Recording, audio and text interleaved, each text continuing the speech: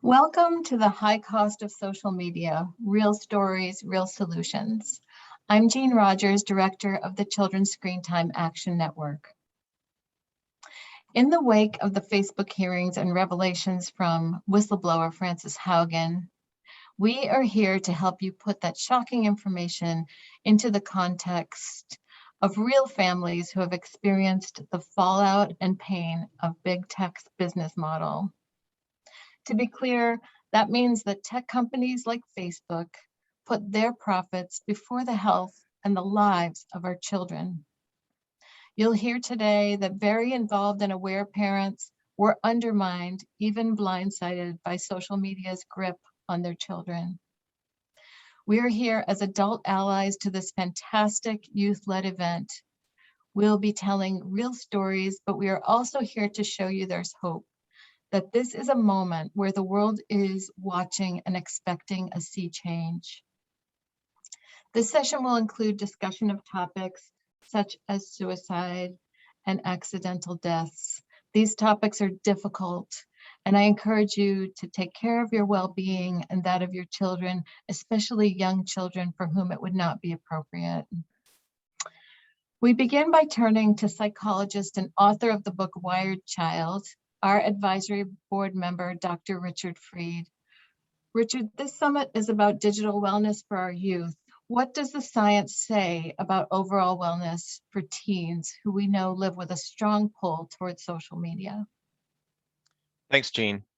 Good morning, everyone. I want to thank LookUp and the Social Dilemma for putting all of this together, and it's really amazing to have a lot of youth here talking about this subject. Today, I really want to talk about how social media and other elements of the digital world are displacing the real world that young people need most. We recently saw, as Jean said, the Facebook files come out, and all the information there is really not new if we've kind of been looking at the news, or looking at research such as Jean Twenge's research about how social media really creates depression, suicidality, body image concerns. What is new is that Facebook held on to that information. And so why is social media causing young people's problems? There's a lot of attention paid to content, which makes a lot of sense. There's unfortunately glamorization of cutting, sometimes suicidality. There's a lot of cyberbullying. It's a profit-based model. It is selling young people, especially women and girls who spend more time on social media. It's selling them products, and a lot of that is diet and beauty products. And one of the first steps in a profit model like that, or an advertising model, is to create a need for the product. And the way you do that is make the user feel bad about themselves so that they need to come back and then purchase a product. So it's really not surprising. But that's content. And what I would like to focus on more today is the issue of displacement. And young people spend 7.5 hours today on, or about 7 hours, 22 minutes on social media and other digital technologies. African-American youth, low-income youth, it's 8.5 hours. Like, where did that come from in real life? And what in real life is really important to people? And I want to just talk about that for just a little bit. I want to talk about the science. I know you are sold through a lot of Silicon Valley PR that what young people need most is the digital life. And I want to kind of take a look at what the science actually says. It's going to be different than what you might expect. I have daughters 14 and 18, and I kind of ran this by them. I'm like, can I talk about the science here, and how's this going to go over? And they said, yes, go ahead. So I'm hoping that it I'll be interested to see how it sits with you. I'm just going to share my screen. I don't want to do lots of PowerPoint here, but I just thought this was like really important to do. Just to look at the science real quick. I'm just going to take a look. We're going to take a look at just three quick studies. I'm going to walk through what's most important: youth connection to kind of family, school, or peers. And let's take a look and see what the science says. This is the first study coming out of the Centers for Disease Control and Department of Health and Human Services researchers there put this together. It is a very diverse sample of teens. So this is really key. What is the researchers are going to compare family, school, peers, what's most important to protect young people from having thoughts about hurting themselves, and they rank it. And number one, this is maybe a big surprise to you, but family was number one in protecting young people. What's number two? School. The connection to school proper, but also the educators there.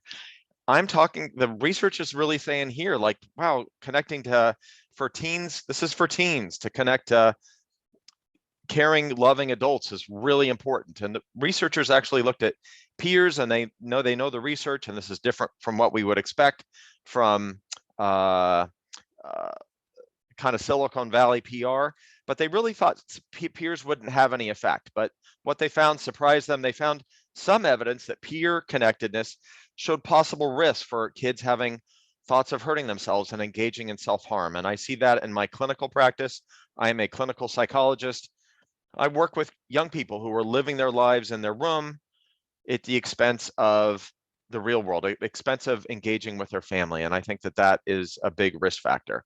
Real quick, with second study, researchers from the University of Michigan, U.S. Centers for Disease Control, again, a very diverse sample. And what are they doing? They're just comparing connectedness to family, school, and peers, and how that protects youth. What did they find? This is just a quote. Youth who felt more connected to parents reported lower levels of all these risk factors and depressive type stuff and suicidal ideation. So we want to connect youth to parents, is what these two studies are so far saying.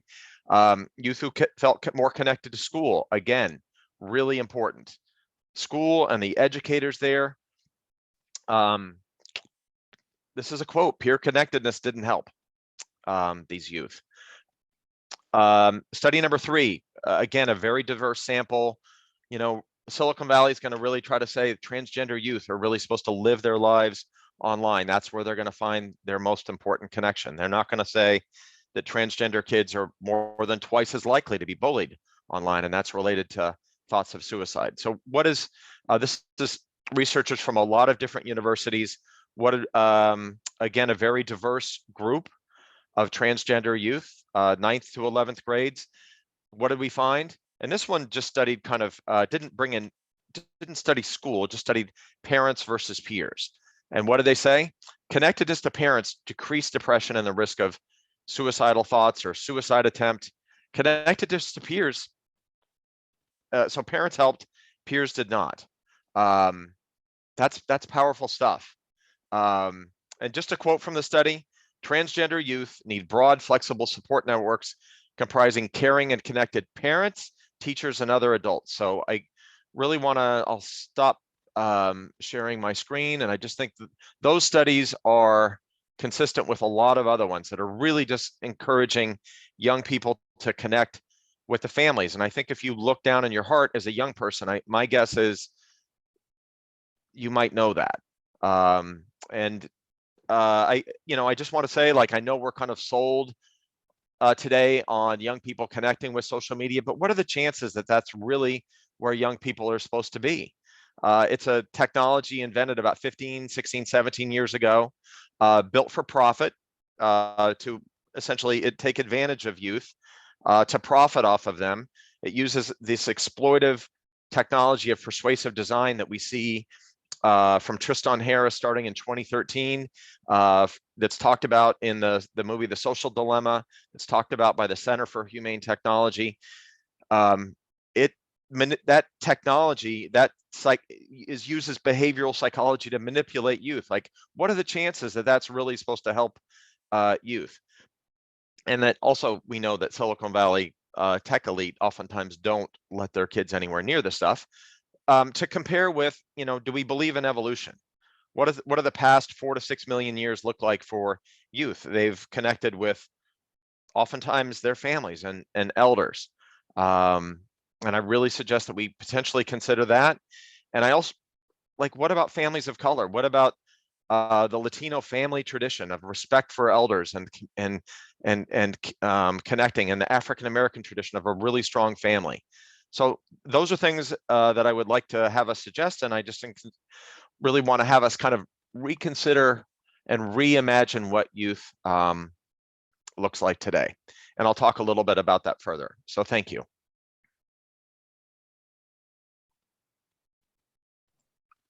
Thank you so much, Richard. Thanks for reminding us about the displacement, about how much social media takes our kids away from us, from our involved and engaged parents that are here with us today. Now I'd like to introduce you to the rest of our panel.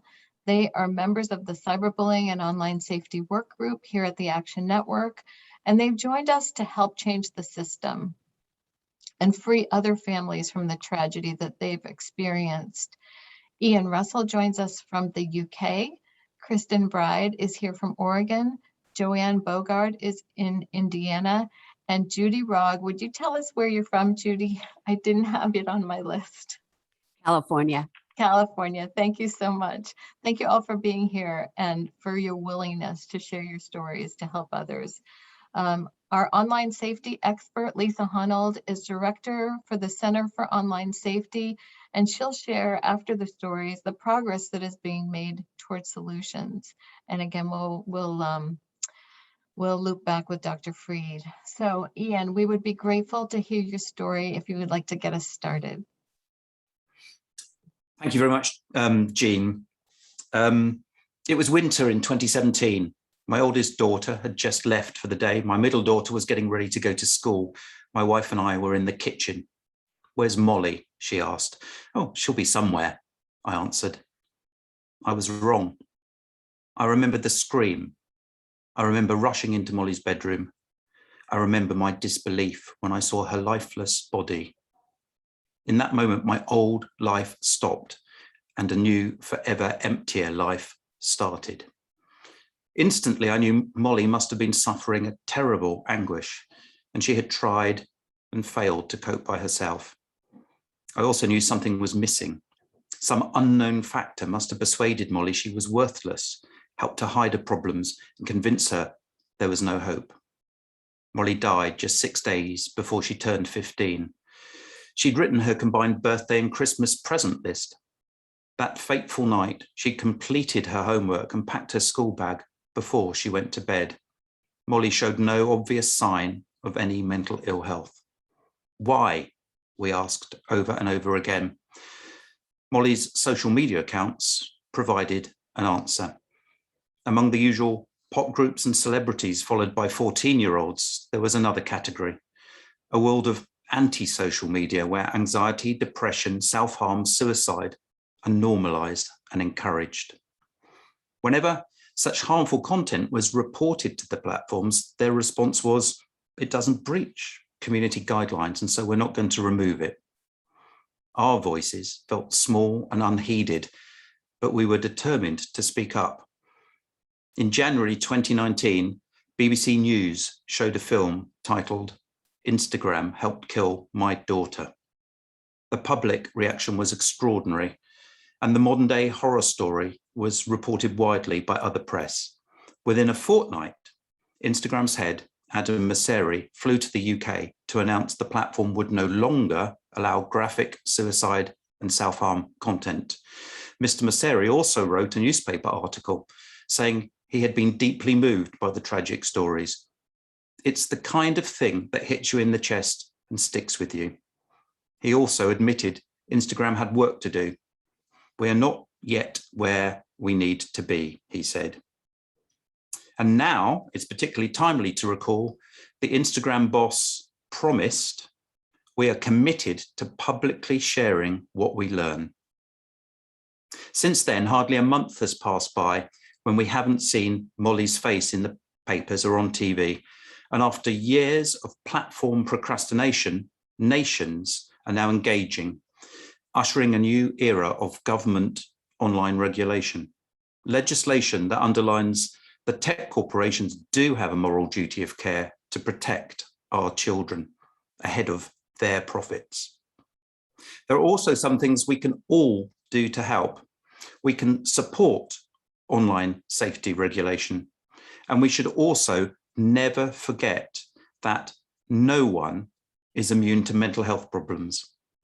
In fact, 1 in 4 of us are likely to suffer from poor mental health in any given year. Suicide is one of the biggest killers of people for anyone under the age of 35. And most importantly, if you're affected in any way, please reach out to a trusted source of support, because you are not alone. One of the bleak black and white posts Molly saw and saved and liked simply said, "Who would love a suicidal girl? I wish I could tell her how many people loved her and now miss her, and wish we'd been able to help Molly find the mental health, the good mental health all of us deserve."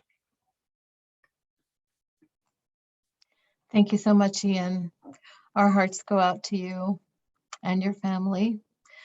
And it's interesting that you use the word anti-social media. I think if we've been paying attention, we know that Adam Mosseri is now saying that Instagram for younger children is a good idea. And we see it as a gateway to social media that's harmful to children. And so, Kristin, I'm sure you heard some things that are familiar to you, unfortunately, in Ian's story. I'd like to pass over to you to tell us about your story. Thanks. Thank you, Jean. My social media nightmare began on June 23rd, 2020, when my 16-year-old son, Carson, pictured here, quietly killed himself while we slept. He had just completed his 10th grade year and did well academically despite the remote learning. He had just gotten his first summer job making pizzas and proudly wrote his upcoming work schedule on our kitchen calendar. What went so terribly wrong that night? What we didn't know was that Carson had been cyberbullied by his high school classmates over Snapchat using the anonymous apps YOLO and LMK. In the weeks leading up to his suicide, he received nearly 100 negative, sexually explicit, harassing, and humiliating comments. Carson asked his abusers to swipe up so they could talk things out, but no one ever did. He reached out to his friends to find out who was doing this to him, but with anonymous apps, no one really knows. And then the last search on his phone before he ended his life was for a hack to reveal who was cyberbullying him. He never found out. My nightmare got even worse when I attempted to reach out to YOLO on 4 separate occasions to hold them to their own policies of revealing the identities of those who cyberbully and banning them off their app. I was ignored all 4 times. It is absolutely inconceivable to me that a company could produce a product that led to a teen's death and not even reply to a grieving parent. It also made me wonder the level of customer service that teens are receiving from these apps when they're in trouble and they're being cyberbullied and they need help. I reached out to the Center for Humane Technology and Children's Screentime Action Network for help and have received so much support over this last year. They've provided me with opportunities like today to tell Carson's story. And it's through this work that I've been able to connect and join forces with Ju Young Hung, an attorney from Eisenberg and Baum. And in May, we filed a class action lawsuit against Snap Inc., YOLO, and LMK. This has led to the immediate suspension of LMK and YOLO, but unfortunately, Snap Inc. kept an anonymous app, Send It, that's only grown in popularity. And when you look at the app reviews, this anonymous app is causing the same problems as all the other ones. There are complaints of cyberbullying and frustration from the victims who don't know who is doing this to them. Since Carson's death, I've made it my mission to hold social media companies responsible and for putting profit over people. I have asked parents to remind their kids to not say or type anything online that they wouldn't want on a billboard with their name and face next to it. And I have, in telling Carson's story, tried to emphasize that kindness really does matter. I'm so encouraged by all the young people here today who realize that we have a problem with social media and are willing to make changes and stand up. I really believe that together we can make a difference. Thank you. Thank you so much, Kristin. How painful for you to know how much Carson wanted to find out who was bullying him, and that the anonymity, how much worse that made the whole situation. We also, our hearts go out to you, and you're so courageous to be moving forward, to be helping other families, and to be joining us here at the network to make a difference. Thank you, Kristin. Thank you, Joann, your story I know is slightly different from Ian's and Kristin's, but also involved manipulation from social media with your son. So would you please go next? Thank you. Thank you, Jean. I'm a mom of 3. 2 are adults now. 1 will forever be 15. Our youngest son, Mason, was a beautiful, courageous, intelligent, and generous soul. He had just started his first job, practicing driving, went to a good school, had good friends, living a typical teen life. Mason wasn't big on spending time on social media. He'd rather be fishing, hiking, creating something at his workbench. But he did watch a lot of how-to videos on YouTube. He had talked to me about online challenges that popped up on his feed, so we had a lengthy discussion about how some of those could be unsafe. He said he understood it would never do anything dangerous like that. He was smart, and I believed him. Not my kid, I thought to myself. Mason always stood up for others and spoke up for those who couldn't find their voice.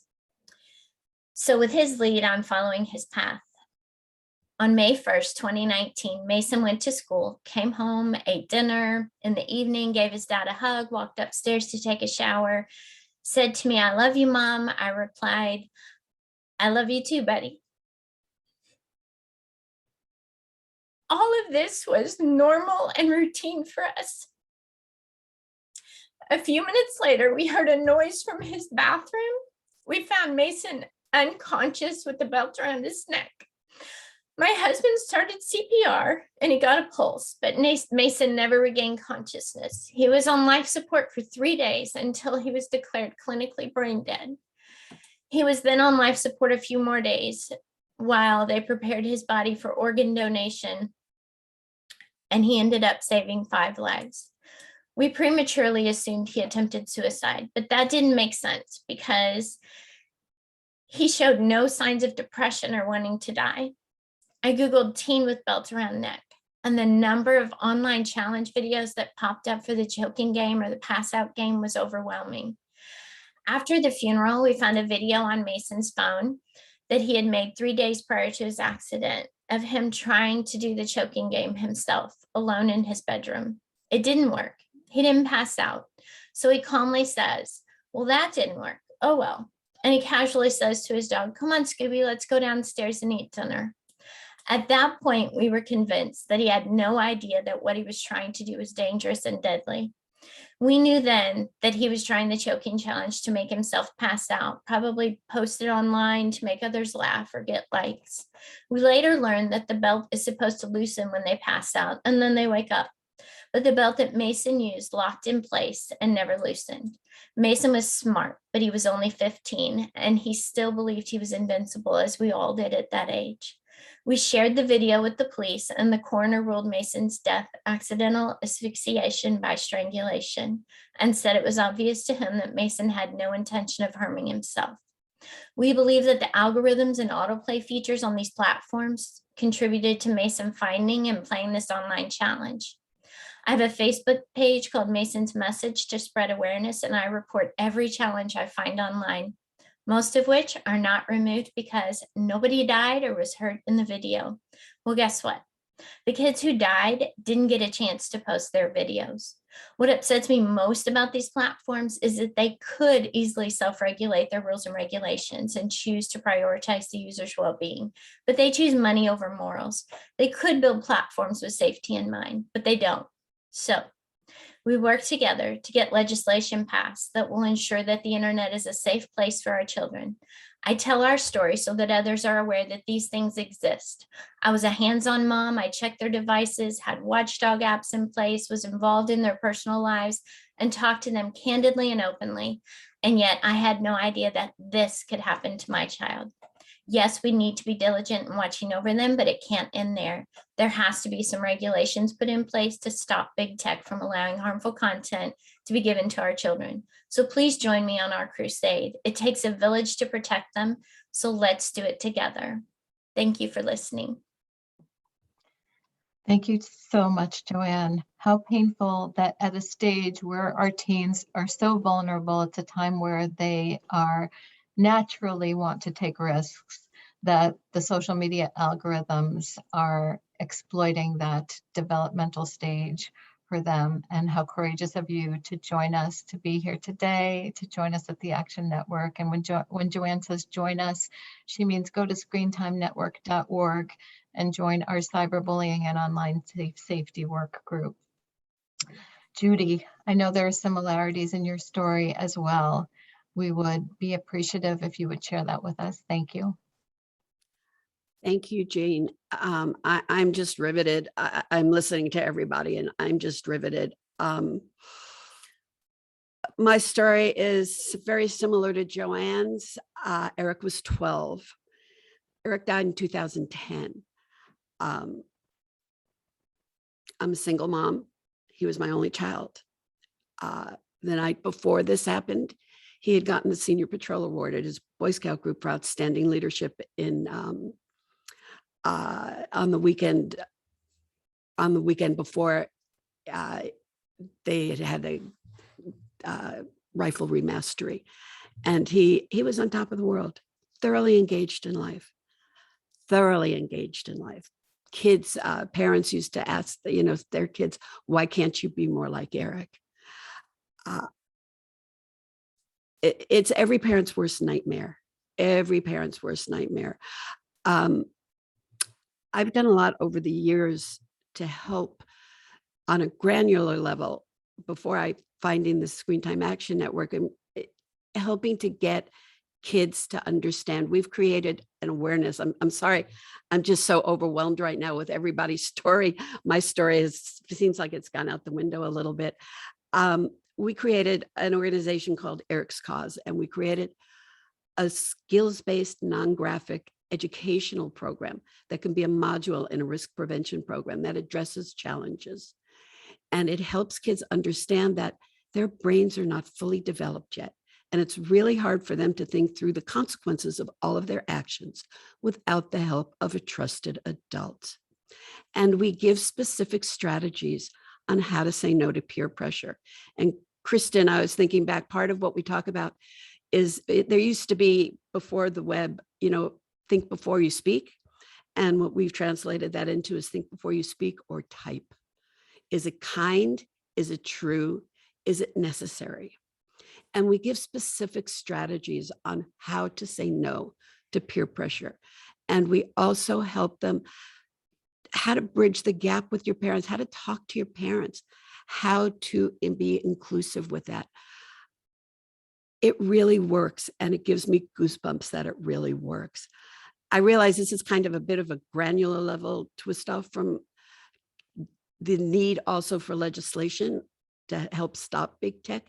My primary focus over these last years, and I'm so thrilled to be part of the Action Network as well, to help get legislation passed and stop this tech takeover of our kids, is to really get in front of kids in schools and in community groups and things like that. And parents, how to talk to your kids, how to expand your parenting toolkit so you can help bridge that gap that big tech has just put into place. One of Eric's friends said, just show them that even smart, strong kids can make dumb choices with deadly consequences. And the important thing, this is so true, knowledge is power. They don't have the balance of information because they're listening to their friends. They're listening to their kids online. They're not checking it out with trusted sources.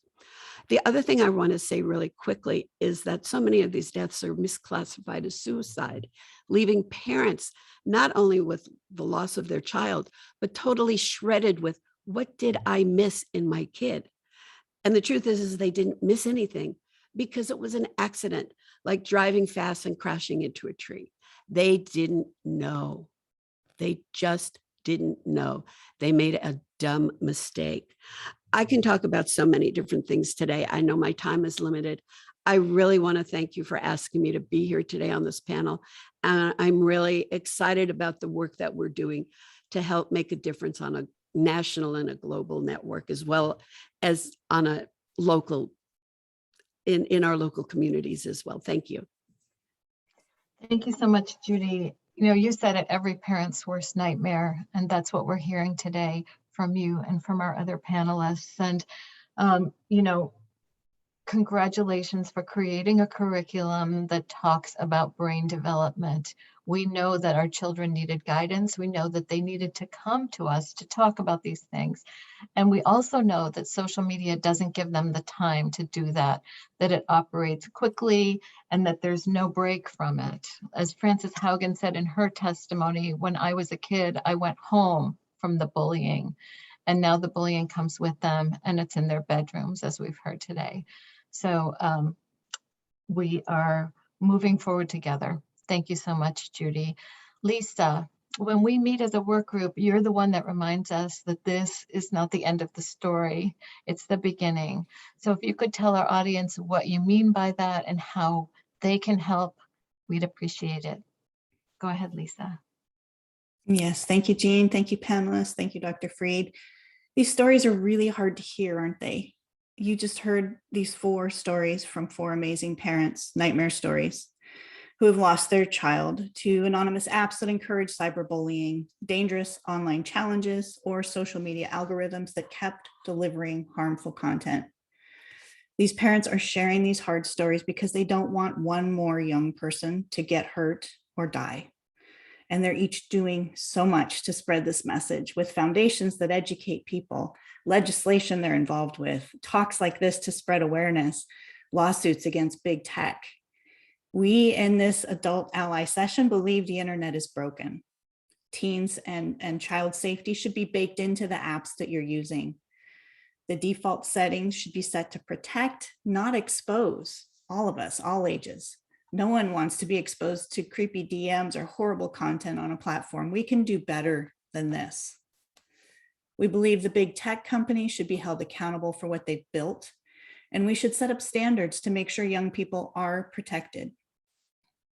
What I'd like you to do is remember these stories, put at least one of these stories into your heart and spread the message with friends, with family at the dinner table, with the people in life that you care about. The Facebook files exposed Instagram for harming teen mental health. 1 in 5 teens feel worse about themselves after Instagram. You know 5 teens. You probably know 50 or 100. There's a number of teens in your life who are struggling right now. We've heard many things over the course of this summit and just in the last couple of minutes from parents and Dr. Freed. What can you do to help? I want to summarize some of the things we've heard. Take mental health breaks from your social. Set up time to not be online for mental health. Reset your social so you get more positivity and encouragement and less of the bad stuff. You can use tools inside the apps. You can also work on outside of the app. Reset your social. Check in with your friends. Make sure they're okay. Plug into movements like this one. Here you are. Host watch parties for movies like The Social Dilemma that can start conversations around big tech and algorithms and the profit motive. Contact your local representatives. There's some exciting legislation. I know in the US specifically, there's bipartisan support this year. We heard from Senator Markey on Thursday about the Kids Act. There's some exciting things going on. Make sure your school has a digital citizen flagship curriculum. Teens, make sure you have at least one trusted adult in your life who can help you think through tough situations. Just yesterday, I had to help a family navigate sextortion. A boy got caught up with a chat, ended up with a sex video, and the girl threatened to expose the video if he didn't pay money. He drained his bank account. It wasn't enough. He had a choice at that point to reach out to someone and get help or to not. Luckily, he had a trusted adult in his life and he turned to her for help. Often in that situation, a young person doesn't feel like there is anyone and they don't see a way out and they turn to a permanent solution for a temporary problem. Make sure you have a trusted adult in your life. We can all report bad behavior and celebrate the good behavior. When you see something that's not right, let the tech company know, let your friends know, let people know. You can report bullying in most apps. You can report challenges. Teens, you can continue to interact with this organization, and adults, you can plug into an organization like the Children's Screentime Action Network. Realize that when you say, not my kid would never do this, it's not true. It's not true. Every child, there's no child that's immune, no teenager that's immune. For the parents in the room, here's the thing, you don't have to be the expert. You don't have to tell one of these stories and know the answers for what to do in your family. You can lead a conversation with curiosity and just start. I know our time is limited. The last thing I want to say is, young people, I want you to know you're not alone. The system has been designed to make you feel isolated and alone, and you're not. Look around at this amazing event. You are surrounded by allies and activists. So I encourage you to take the next step. Talk about Ian's daughter, Molly, and the algorithms that kept delivering harmful content.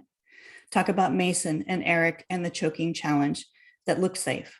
They saw other kids doing it and laughing afterwards. Talk about Carson and the anonymous apps tied to a major platform like Snapchat that caused him not to see hope. I'm going to turn it back over to Jean and Dr. Freed to wrap this up. Thank you so much, Lisa. And thank you for reminding us about digital citizenship curriculum. And I was wondering if you'd be willing to put the link to your organization in the chat so that people know that there's a place to start for digital citizenship curriculum in their schools. And I've also put the link to the Children's Screentime Action Network in the chat. So we've heard passionate stories today of pain and of hope, because everyone who's here today is willing to use their grief to help other families prevent them from going through this situation again. Dr. Freed, I turn it back to you for some reflection, recommendations, and conclusions. Thank you. Thank you, Jean and Lisa, and thank you to all the parents here. I'm going to try to move forward to finish up, like remarkably moved and affected by the stories that you share here, and as I'm sure everyone listening is. I'm here to talk about science. I'm a little of a nerd in that regard, but these family stories are so remarkable. It just had me this is a youth event, and I'm for all the youth here. I know you have a developmental drive to gain some independence from your families, but there are kids here who've left these these amazing parents behind. Like these are the people that you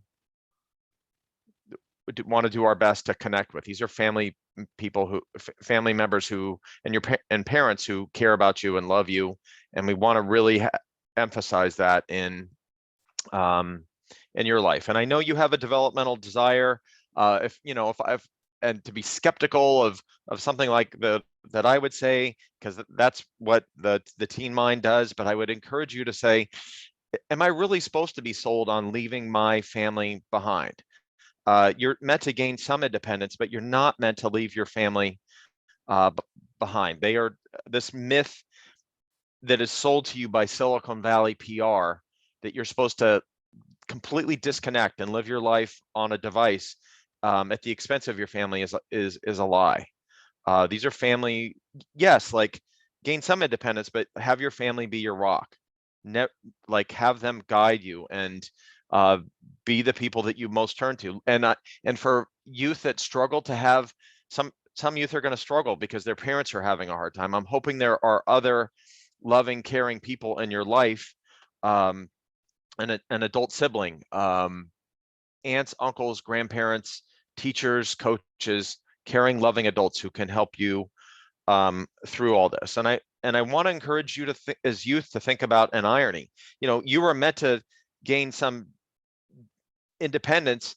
You're being sold to live your life on social media. That platform is designed to control you. Is that, I need you to question yourself. Is that really the place that you were supposed to gain independence? What can parents do? And families, we need to reach out to youth and understand that we shouldn't be sold that youth are supposed to disappear to live their lives on these devices. We need to reach out to them. We need to get off of our devices, because the persuasive design that we see in the Social Dilemma, an amazing film, is designed to suck you in too. We need to be there for our kids. If our kids are struggling, if our kids are LGBTQ youth, we need to bring them into our families and have them feel welcome with us. Educators in schools, we need to not be sold on the myth that what kids need is one more screen in school. Understand that youth connecting with teachers helps them learn better. We know that by the science, but it also makes them happy and healthy and look to and not be depressed. And we know, look at the highest performing schools in the nation. They are the tech elite send their own kids to. They are human based. A small group of kids sitting around a wooden table talking with one teacher, no tech involved. That is the best way to have young people learn. Public schools, I hope you will learn from private schools. Private schools are having kids put their phones away for the day. Why would we have young people be on social media, which we know causes depression while they're at school? That's tragic. What we need to look, there are a lot of our parents here today talked appropriately about having government step forward. This is a remarkably destructive social media and otherwise tech environment for our young people. Our government needs to be involved. Lastly, what can youth organizations do? We are here with, this is put together by the Children's Screentime Action Network, Fair Play. I encourage you to look to them.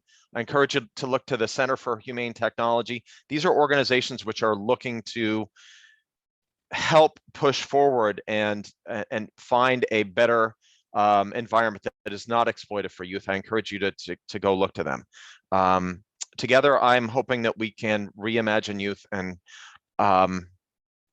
bring us all together. And I just need to say thank you again to the parents today for sharing your stories. That was really affected me and just really talked about, I think, how important this all is. So thank you. Thank you, Dr. Freed. We have a number of questions we're not going to be able to get to because we're short on time. I just wanted to try to get to one, which is a common question I see here about what are the top apps that we think are the worst for cyberbullying. Certainly Instagram, but do any of you have other suggestions that you would give our audience about which apps to stay away from specifically?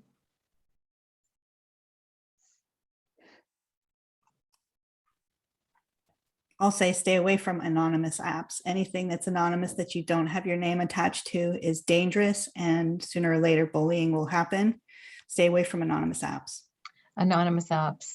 Excellent advice. And I will say, for anyone who has a question, a burning question that you'd like to get back to our panelists with, since we're out of time, please contact me, Jean, at fairplayforkids.org. I'll put that in the chat as well. And we'll be happy to connect you with our cyberbullying work group and get those questions answered. Thank you so much for being here, all of you, and thanks for joining the summit.